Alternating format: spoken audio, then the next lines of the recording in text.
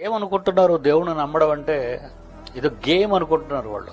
నువ్వు పని ఎంత చేస్తావో ఆయనపై ప్రేమ నమ్మకం అంతగా ఉండాలి అంటాడు దేవుడు. నువ్వు దేవుణ్ణి ఎలా నమ్ముతున్నావు? చందా ఇచ్చేటివా, గుడికొచ్చేటివా, ప్రసంగం చేసేటివా? What about your character? నువ్వు ఎలా దేవుని కొరకు ఫలిస్తున్నావు? నీ ఫలింపు చూస్తున్నాడు ఆయన. నువ్వు ఎలా ఫలిస్తున్నావో చూస్తున్నాడు. ఎంతమందికి సువార్త అందించావు, ఎంతమందిని మార్చగలుగుతున్నావు, ఎంతమందిని దేవుని వైపు మళ్లించగలుగుతున్నావు, నీ మాటలకు ఎంతమంది దేవుని దగ్గరికి వస్తున్నారు. This is the result.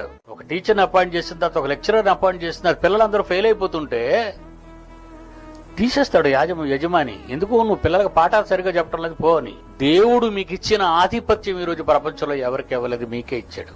పైనున్న దేవుణ్ణి సంతోష పెట్టాలి తప్ప భూమి మీద మనుషులు సంతోష పెట్టడానికి నువ్వు వేదికలు ఎక్కడం, ప్రసంగాలు చేయడం చేయకూడదు.